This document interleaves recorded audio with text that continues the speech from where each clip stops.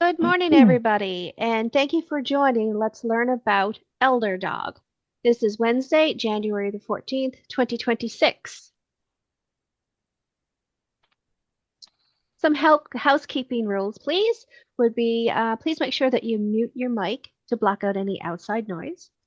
Closed captioning button is located on the bottom of your screen. Please put your questions and your comments in the chat, but we will have an opportunity for questions and answers at the end. And this session will be recorded and posted on Seniors NL website and our YouTube channel. Barb, could you please go ahead and read the land acknowledgement? Okay, good morning. We respectfully acknowledge that the lands on which we live, work, and meet are situated on the traditional territories of the indigenous groups of Newfoundland and Labrador. And we acknowledge with respect the diverse histories and cultures of the Beothuk, Mi'kmaq, Innu, and Inuit of this province.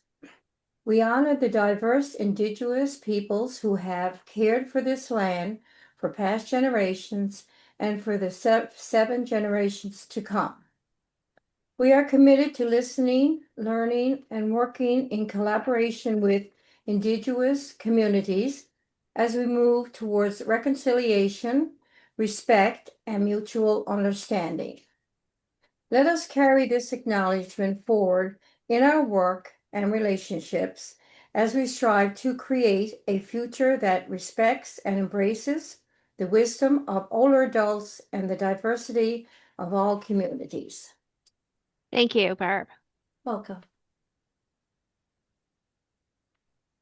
Sherry, can you please go ahead and introduce Gail? Sure thing. Gail Wideman is the volunteer chair of ElderDog St. John's Metro. She is retired faculty member of Memorial School of Social Work. As an academic, her research focused on programs and services that enable older adults to age well in place of their choice. Dogs have been part of Gail's life for many years. Gail's work with ElderDog is an opportunity to combine her research and her personal experience and to activate her belief in the benefits of animal companionship in later life. Thank you so much. Gail, I'm going to You're go ahead welcome. and stop sharing so you can go ahead and share your slides. There you go. Go ahead, please, Gail.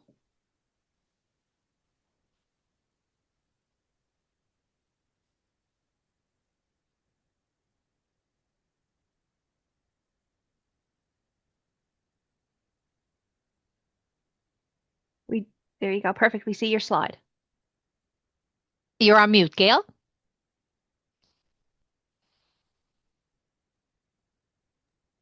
There, you'd think I'd learn after all this time. Well, thank you everybody for joining our meeting today, for inviting me to present. I do have a bit of the flu, so I'm armed with my ginger ale here, but if I have a bit of a cough, I apologize. I'm really happy to be able to talk about ElderDog St. John's Metro. I'm actually joining your meeting from Ontario, where I'm doing some grandchildren care, but our team is on the ground in St. John's. Our area really spans, as we say here, St. John's Metro, but we do work with people across the province to provide services and programs to the best of our ability to do that.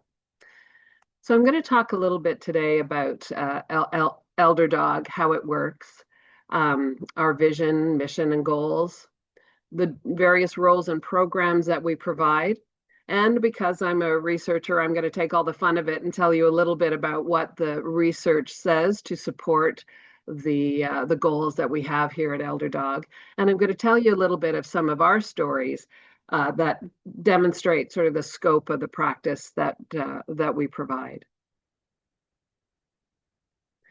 So ElderDog St. John's Metro is part of a larger organization, Canada-wide, called ElderDog National. So we're a federally incorporated nationwide organization. We're community-based, nonprofit, and a registered charity. ElderDog was founded in 2009 by Dr. Ardra Cole. I'll tell you a little bit about her in a minute. And then operations began in the spring of 2012. So we're a well-developed and organization. One of the reasons I was drawn to ElderDog is because they do have a wealth of experience and resources that they share with all of us across Canada to help us develop our own volunteer resources, etc. So today there's 37 pods across Canada with more than 3,000 volunteers. So we use the acronym PODS. It stands for People Acting for the Well-Being of Dogs and Seniors. It's 100% run by volunteers, and there are no fees for our services or support. So ElderDog was incorporated, as I said, in 2009 by Dr. Ardra Cole, who is a researcher in Nova Scotia. Her research was on Alzheimer's disease. So she did a lot of work around the health and well-being of older adults. And she's also a dog lover. And so in 2009, these interests converged for her. This is Mr. Brown. The dog in the picture is Mr. Brown. It belonged to her brother who passed away.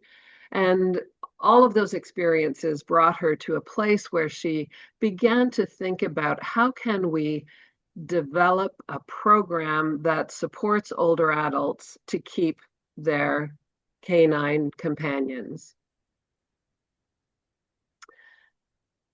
So the mission of ElderDog is to honor and preserve the animal-human bond through care, companionship, research, and education. So those of us on the call who are dog lovers, we don't have to have these fancy words to talk about how much our dogs mean to us and provide that companionship. But we really wanted to put a formal organization in place that enabled us to roll this out on the ground. So our vision was to become a volunteer-driven organization known across Canada for making a difference in the lives of older people and older dogs by contributing to the support of and knowledge about the senior canine relationship. So we have 4 primary goals: to assist and support older adults in the care and well-being of their companions, to promote the welfare of older dogs whose lives have been disrupted due to the illness, relocation, or death of a human companion, and also to educate and provide research about the human-animal bond with a focus on seniors and canine companionship. So as I said, we have 37 pods across Canada. But currently, very exciting, there is a pod under development in Corner Brook. So that will be a great support for us here in St. John's. We often get calls from across the island, so we'll be able to work together to provide better support. So because we're a federally incorporated charity, we're guided by a particular set of standards and regulations, including the structure of the organization. So this is the national team. So you can see we have various roles that are operated at the national level. And here is our St. John's Metro team. So we have the leader, which is me. I'm also in the role currently of volunteer coordinator. We have a couple of roles vacant, including the rehoming coordinator. We have a couple of people in the roles of dog care support coordinator. So let me tell you a little bit about these roles. So the volunteer coordinator, people will come to me and say, I'm interested in working with ElderDog. What are the next steps? So anyone interested in volunteering with ElderDog submits an application that gives us a little bit of information about where they live, their interest in ElderDog, the time that they have available. They also have to complete a vulnerable sector check. So all of our volunteers have been screened by RNC and are provided with an ID card once we've received that confirmation. So then the volunteer coordinator, then links up volunteers with the various programs that we have underway, depending on their interest. We have a rehoming coordinator who helps rehome older dogs that have come into our care. So there are other shelters and organizations that provide this kind of support to dogs more generally. Our focus is on older dogs. So if we get a younger dog that needs support, we would refer them to another organization. We're focused on older dogs. That's our sort of scope. Our dog care support coordinators work then with our volunteers and people who have requested our support by providing a bit of support and oversight, making sure that the relationship continues to work well, making sure that if someone's not able if a volunteer is not able to provide a walk, for example, and I'm going to talk a bit more about our programs in a second, they will find replacement, that kind of thing. We have an outreach coordinator, Donna Strong, who helps us with our fundraising and just general public information. We have a social media coordinator who looks after our Facebook, Instagram, and other, I think that's the two main ones that we have right now, just to provide information. We have a treasurer. Again, part of the requirements of the being a federally funded charity. Donna, Jillian, and I are signed on as the treasurer just to manage our fundraising. Sharon Bueller, who might be familiar to some of us, is on board our team as a service user representative and provides really good assistance and information to us when in terms of from the perspective of someone who's actually used the service. And the role of our secretary is currently vacant. We do meet once a month. I just want to mention too that all of these people, so the volunteer coordinator, the rehoming coordinator, what they do is provide support to the people in each of those roles here in the local pods, including us in St. John's. So let's say we were to have someone come forward who's interested in being the rehoming coordinator. That volunteer, once they've gone through all of the application process, would go through a sort of orientation program, so a series of meetings and training that is provided by the National Elder Dog Rehoming Coordinator. So that there's consistency across the country in terms of how each of the pods operate. So let's talk a little bit about roles and programs now. Excuse me.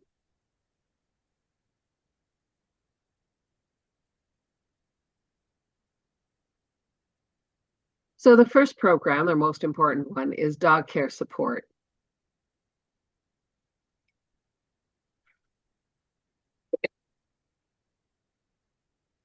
So as I said, our goal is to enable older adults who are living at home with health or mobility challenges to be able to continue to care for their dogs.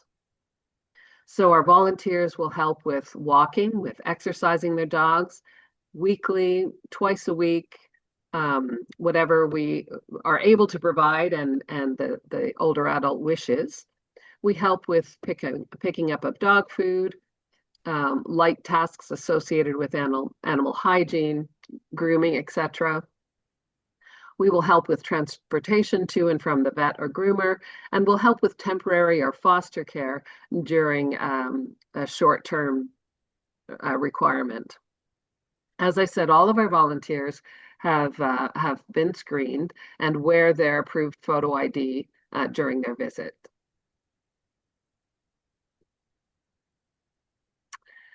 In our rehoming program for older dogs, we work to find a new home for those dogs, an adopter.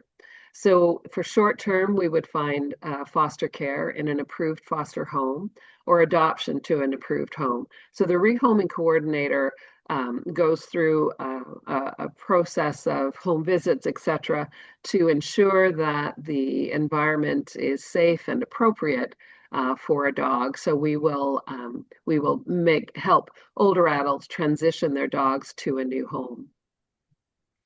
Wherever possible, we try to rehome older dogs with older people who are interested in having that companionship.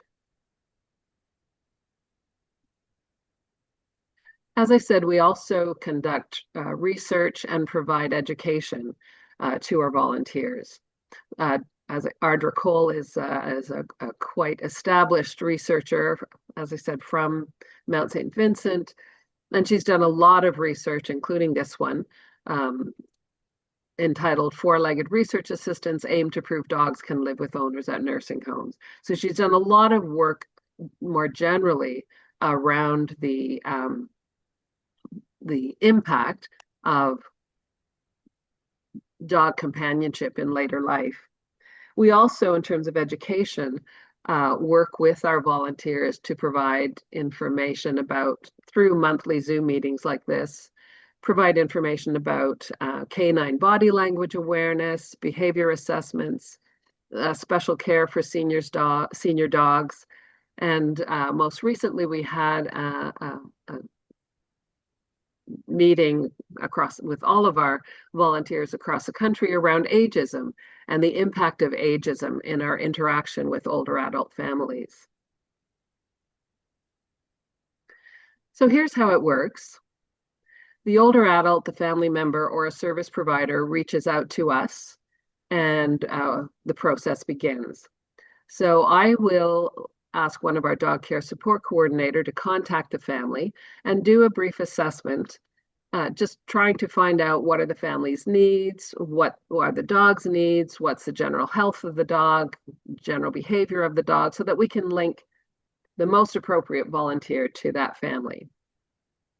So I will then, as volunteer coordinator, match the volunteer or the service and ensure that dog care support is followed up with just regular phone calls to make sure things are going well. So we try to match volunteers in neighborhoods that they are that are close to them, at the times that work for them, with that kind of thing. Thank you so much. If rehoming is required, then the rehoming coordinator will conduct the assessment and a plan begins for fostering a rehoming. As I said, all of our volunteers and adopters must submit an application and a vulnerable persons check. One thing also about ElderDog that is not the same for other shelters is that there is no age limit for adopters. Many shelters require will not provide dogs to people over the age of 75, but of course, as ElderDog, our organization works with anyone who is older to help them maintain or receive a dog if that is their wish. Our oldest adopter is in British Columbia. He's 105. And we assisted him to find a canine companion. Now, of course, we made sure that he had a circle of care in his support realm so that the dog would be ensured to be cared for. So his family, his service providers, all of them gathered round to help him manage his canine companion. And our national team maintains a database of all of our dog care support clients and all of our volunteers. So as I said, because I'm a researcher, I have to take all the fun of it out of it by talking about what does the science say about canine companionship. So this is an article on grief support that noted that in answering the question about what provides good support after traumatic grief, most people, 78%, reported that their pets or animals provided the most support to them in the context of bereavement. This article looked at daily mobility and social interactions among community-dwelling older adults with their pet dogs. So this is what they call a scoping review. So it looked at a lot of literature that all indicated that having a companion dog provides older adults with companionship and, even more importantly, a routine that motivates them and gives them a purpose. I was just talking to Catherine about my own dog, who is a chocolate lab puppy, and having just retired myself, I can attest to the fact that she does provide a routine for me that gets me out walking. This article talks about the role of pet support programs and pets on older adults. Its findings included improved psychological and social well-being, boosted morale and feelings of safety, security, reduced depression. It was linked to lower social isolation and loneliness, and improved physical activity and health. These articles generally concluded that, yes, dog ownership does provide outcomes of better overall health, more physical activity, lower cholesterol levels, lower blood pressure, less incidence of diabetes, and less tobacco use.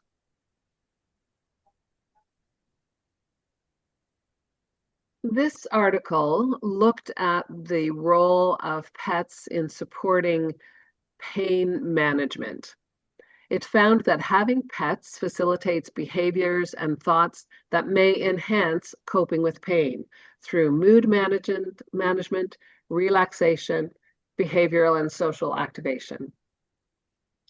The conclusion was that testing more formal ways of leveraging the impact of having a pet may expand non-pharmacological options for chronic pain management.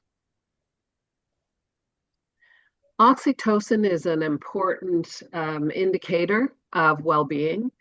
So this study concluded that, or demonstrated that a number of studies have shown that when dogs and humans interact with each other in a positive way, both partners exhibit a surge in oxytocin. So that kind of takes the mystery out of it. We know we feel better if you're a dog person. You know you feel better when your dog is beside you and you're petting. You can feel the relaxation in the dog, and you can feel it makes us feel good as well. So this study demonstrates the scientific background of why that works. It did, however, find mixed results on oxytocin. So it's just to say that always read the science with a critical eye.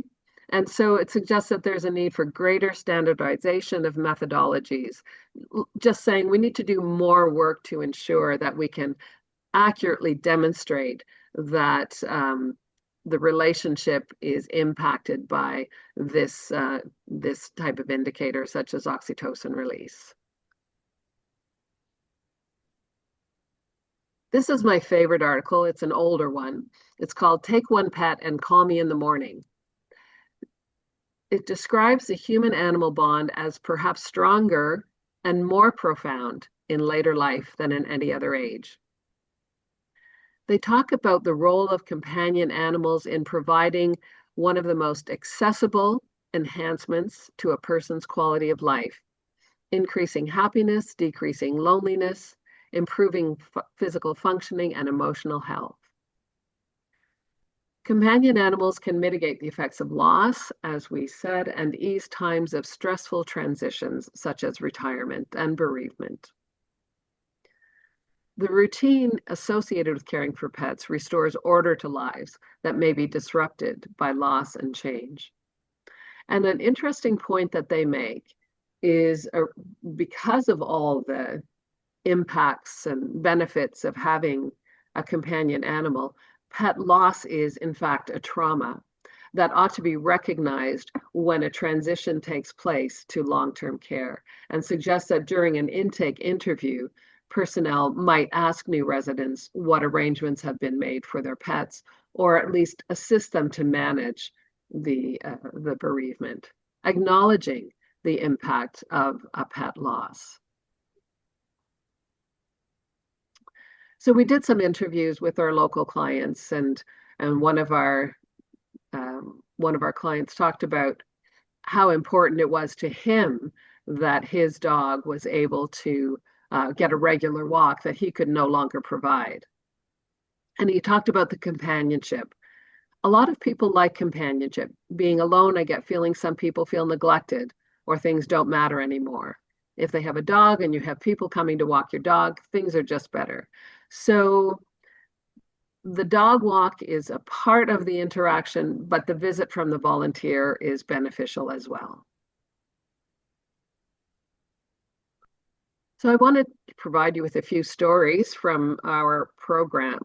This is one of our volunteers in front of one of our booths. We do a lot of presentations like this, and we have booths at various fairs, health fairs, etc., just to provide more awareness about ElderDog and what we do. So this is Maggie. Maggie was referred to us by a vet who had met with when the owner brought Maggie to the vet, he said, "I'm being evicted. Maggie needs to be euthanized." And the vet recognized that Maggie was a healthy older dog, and also recognized that the owner was no longer able to care for her.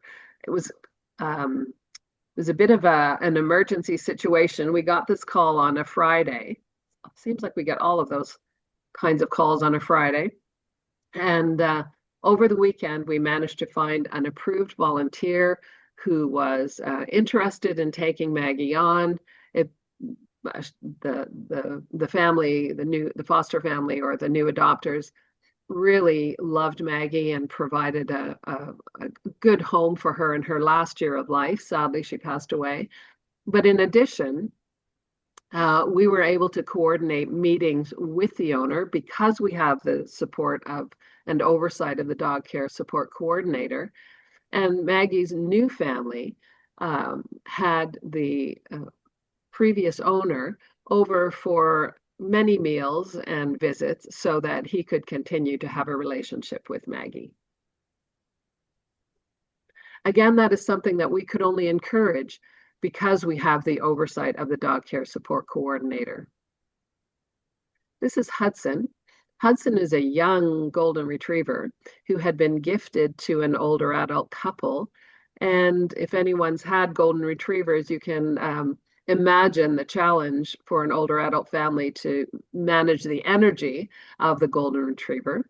So we were able to find 3 volunteers who were able to come out and regularly walk Hudson, and so that the older adult family could benefit from his lower energy levels. This is Kelsey. Kelsey was another situation where her companion was moving to a personal care home, knew that she could no longer care for Kelsey.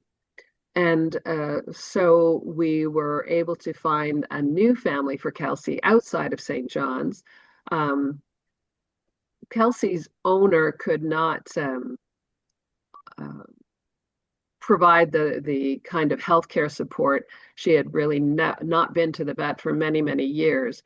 We have a relationship with local vets, a partnership really, and they provide discounted veterinary care for us. So we were able to provide a wellness check for Kelsey, update her vaccinations so that the adopting family were assured they were getting a healthy dog. And this was all able to happen because of the generous support of our local veterinarians. This is Coco. Coco is a lovely, large Newfoundland dog. Her 87-year-old companion was able to manage all of Coco's care, including her grooming, but she was just becoming a bit afraid of walking her, especially in the winter, as you can imagine. So again, we found 3 walkers who were able to regularly walk Coco around her neighborhood. Teddy and Jackie, companions, reached out to us for temporary support because of health concerns. And so we were able to find a volunteer who was able to come out and take Teddy and Jackie for regular walks. So just again, we will try to work out a relationship that works best for the family. So this family just needed temporary care and a little bit of extra support in walking Teddy and Jackie. We are actually quite familiar with Teddy and Jackie. Oh, very good. I thought you might be. Yeah, we are. We are. We Big are. grin on all of our faces. Yeah. Good. Dozer is from the west coast of the island. He was, his companion passed away very suddenly, and so Dozer was surrendered to the SPCA there. They reached out to us to see if we could find an adopter for Dozer. And I wanted to tell you about Dozer because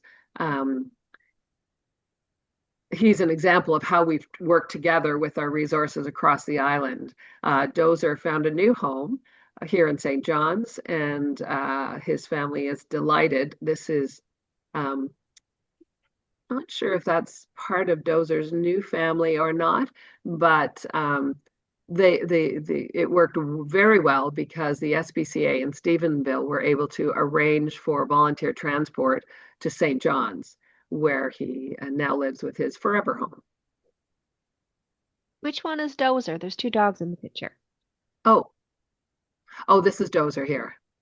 Yeah, the black Which and white one? one. Oh, This black. one. Okay, thank you. Yeah, sorry. I guess you're not able to see my pointer when I. No, I didn't see it move. No. Okay. Yeah, the Dozer is the black and white one. Okay.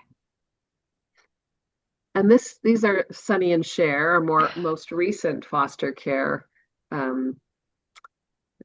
dogs. They again, it was a situation where the owner was temporarily unable to care for them. So we found a foster family who was willing to take them on short term. Again, these two dogs, this is after their grooming. They had been their owner had not been able to care for them. They had gone to a neighbor and had been basically having a free run of a free run in the country sort of thing. So they came to us not looking quite as neat and tidy as they look here. And again, with support of the local veterinarians, we were able to do a wellness check for them, get them up to date in their vaccinations. With the support of a local groomer, we were able to get a discounted grooming rate for me, and which was lovely, so that our new foster family again was able to take them into their home, knowing that they were up to date on all their healthcare needs and nice and clean and tidy for them. Sunny and Cher stayed with us for 2 months and then was returned to their owner. One more story. This is our superstar volunteer, Kathy. This is a kind of a sad story, but I wanted to tell it because, again, it demonstrates the scope of the work that we do. So this poor pup came to us on Friday night of the Thanksgiving weekend. He had been surrendered to a vet, or she, I think, had been surrendered to a vet by a local shelter. The shelter believed that this dog needed to be euthanized. She was quite elderly, they knew that, but weren't aware of any other health concerns. So again, Friday night, Thanksgiving weekend, I reached out to our whole group. Kathy stepped up and said, I will take this pup. Kathy is a very expert dog handler, so she knew as soon as the pup came, I call her the pup because we never did have a name for her. She'd been surrendered anonymously. Kathy knew as soon as this pup came into her care that she was seriously ill. She was pretty much incontinent. She was blind, likely deaf as well. was having some neurological issues, but Kathy bravely cared for her throughout the weekend. But well, at least on Sunday morning, Kathy really felt that the pup was not doing well and was in significant pain. So we worked with ElderDog National to bring the pup to an emergency vet who was able to euthanize her. Um, and I say this, it's an extremely sad story, but I believe that this pup's final hours were in that the pup had a good death because Kathy held her as she passed, and that wouldn't have happened in a shelter. And we were able to provide that because, again, we fundraise so that we can provide this kind of care to the dogs that we look after. So just a little bit of our fundraising. We have a great partner in Pet Value, Churchill Square. Last year, they fundraised over $1,800 to support our program. We work with them regularly to do bake sales, fundraising walks, photo booths. They provide information about ElderDog. We work with Connections for Seniors, so any senior who comes to Connections for Seniors and requires dog food, Pet Value helps us by donating or at least discounting significantly the dog food that we provide to Connections for Seniors. National supports us. So our vet care, anything that we can't provide for our dogs with our own fundraising, we can turn to National and they will support us 100%. So anybody of you who has a dog knows how expensive it is to provide regular vet care. So when we have a dog who is surrendered to us and it requires fostering, we will provide that care. So for example, one of our first dogs that came to us had to have all of her teeth removed. So that was, I think, probably about a $3,500 bill. So ElderDog National supports us with all of these fundraisers to be able to support those dogs.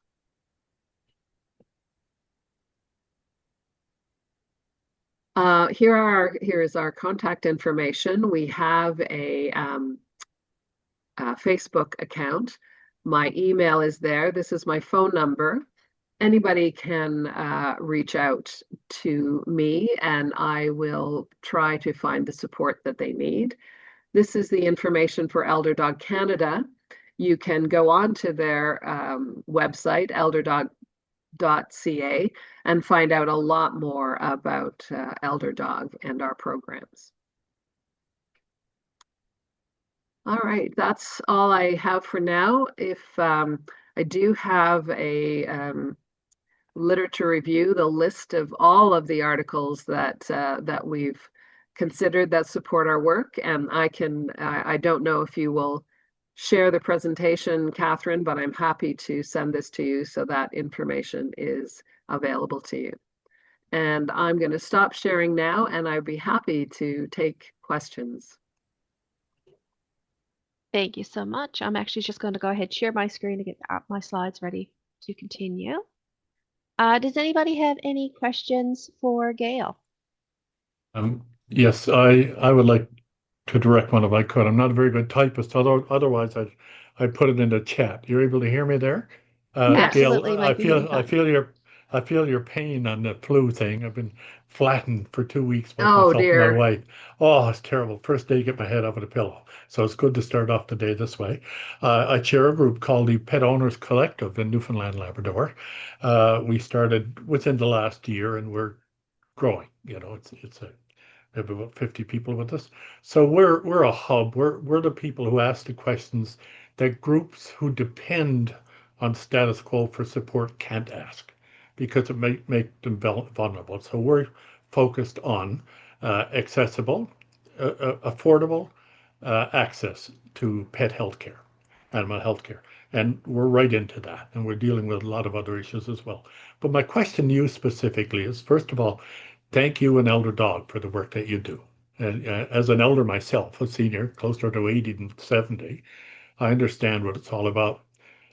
One of the feedback that we've been getting, we've get a lot of emails, and some of them are heartbreaking and some of them are heartwarming. They're all very supportive of veterinarians. I'd say Yeah. 98% of them have a great respect, a great admiration for the work of veterinarians. There's no animosity. There's some breakdowns in communication from time to time, but great. But what's happening is the cost of access to veterinary services, to animal health clinics, not to vets. Vets get you when you go in through the door, but to the clinics is skyrocketing. Our Mhm. data that we've gathered in the last year, and a lot of that is due to what's called corporatization. The clinics have been bought up by outside investors. So they're causing a real issue there, and government is really. And then we have another thing with high taxation. You're probably aware $30,000 surgery is not unusual in some Mhm. cases.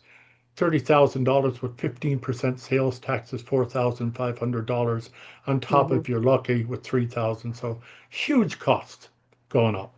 So the question to you is, what kind of a feedback or what kind of interaction are you having with elders? And this is an area we've had a lot of discussion with a lot of people.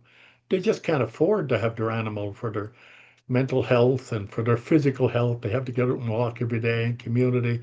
They can't afford it anymore. First of all, they Mhm. can't get access to a clinic. And Mhm. second of all, they can't afford it if they do. So, what kind of interaction is Elder Dog having? Have they noticed any change in the past year? You have a great Oh, support yeah. network. I think it's great. Yeah. Yeah, absolutely. We we're having, we hear from older adults regularly about the costs of regular care for their animals, never mind those extenuating circumstances like ligaments or surgeries that require even the teeth cleaning. And, the teeth are so important, well, to all of us, but to our animals as well, in terms of being able to be properly healthy. So, I mean, because we're a volunteer run and charity, unfortunately, we cannot provide support to older adults specifically related to paying for vets. As I said, we will pay for health care for animals who end up being surrendered to us or that we provide foster care to. But we have to put in place some boundaries around that. And it's heartbreaking. It's heartbreaking to receive a call from an older adult who's no longer able to provide provide vet support to their animals. And it's why dogs become unhealthy. And we and it's not just in Newfoundland. I'm as I said, I'm speaking from Ontario, and I have recognized the same impact here of the corporatization of vet care. It's a very big issue, and I'm so appreciative that organizations like yours come together to raise awareness about that issue for sure. Thank you. And I just want to say too that our vets that we work with have been very supportive to us because they've experienced the heartbreak of animals that come to their clinic um, because their owners to be surrendered to their clinic because their owners can't provide care for them anymore. And it is a tragedy. So that's what I'm hearing. I don't have a solution for it, but definitely um, getting that feedback as well. The vets are not the issue. We all No, know that. exactly. They're caught in this the same as the owners are. And but anyway, it's we're into it. We'll see how we work out. Yeah. We're not uh, favored. Status quo don't like us very much. But anyway, thank you very much. Great. I really enjoyed your presentation. Thank you. Thank you. Thank you for your question, Mike. Anybody else have any questions for Gail? I Nine Jose here. I've got a beautiful almost 14-year-old beagle, and I mean I'm able to walk her and everything, and I'm a senior, but like Mike said, the cost of the health care for her, like I know that her teeth are getting bad, but the cost of taking her to, well, I had a quote of close to 3,500 to get her to look at her teeth. And when you're on a fixed income, uh, it's difficult. I empathize with that pain. I really do. As I said, we do our best with the animals in our care, and the vets also provide assistance with their discounted services. We also, I should mention, have a partnership with Kona, their vet tech program, Okay. and they will help us. So we can bring animals to them who just need a general wellness check, that kind of thing. And they will do that for us free of charge, but that's through us as an organization. And as I said, only to dogs that are surrendered to us. So again, I don't have an answer to you. I can just empathize. It's why organizations like Pet Owners Collective is so important, because we need to talk about the impact of those rising costs, and why the kinds of research that people like Dr. Cole are doing, that so if we can demonstrate scientifically the benefits of dog companionship in later life, that's a pretty cheap program overall when you think about some of the other supports, home care, all of the other things that are put into place. Yeah. If we could demonstrate the importance of dog companionship, maybe we could find a little bit more support for some of the costs that you're talking about. Yeah. I mean, you were talking about dogs being helping with like blood pressure and the companionship. Yeah. I am totally in agreement with. The only thing that I find is that dogs don't live as long as humans. Yeah. And I've had a couple of dogs that I've had to euthanize. Yeah. But And I mean, oh my, the grief that comes with them after, if you yeah. when time And I comes. think we have to get better at understanding. So I was a social worker in my previous life, and we talk about something called disenfranchised grief. So grief that it feels very real to us, but is not Oh, yeah, acknowledged because people say it was just a dog or just a exactly. cat, but without understanding how deeply impactful the loss of those companions can be. And so we as social workers and healthcare providers need to understand the impact of that grief for sure. It's a bereavement like any other bereavement. It's very, very devastating. Yeah, And I it know. I wouldn't. absolutely is. And those of us that are animal lovers and those of us that have Oh, animals know exactly everything that you're saying resonates with every one of us. And I'm sure it does with every one of us here on this call, and everyone that will actually view the recording online will actually be nodding and shaking the head that yes, animals are not animals anymore. They're family members. I mean, I call my two dogs, they're the babies, right? They're the mine's babies. 14. Mine's Yeah, 14, and I still call her puppy Pippi. exactly. Yeah, Yeah. exactly. I've Well, grieved with Gail, her for. I have a question for you, Gail. Yep. Thank you. You mentioned that there's going to be a new pause starting out in Corner Brook, and we're so excited to hear that. So please keep us up to date when that location is up and ready, so we can communicate this out. Okay, please. Will do. But how does a city or a community, a town, how do they actually start a pause in their area? So say, for example, Clarenville would like to start a pause. How would they go Yep. about doing that? So it's really just a matter of contacting the folks at ElderDog National. As I said, one of the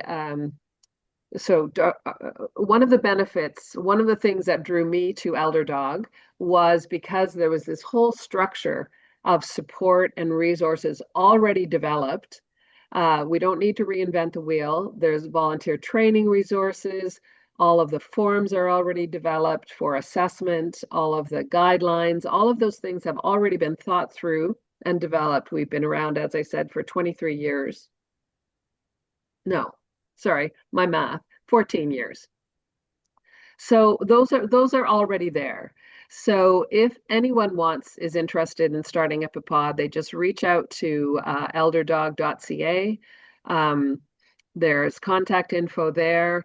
The executive director is Ardra Cole. She will explain all of the steps to developing a pod. So they do require all of those positions, as I pointed out.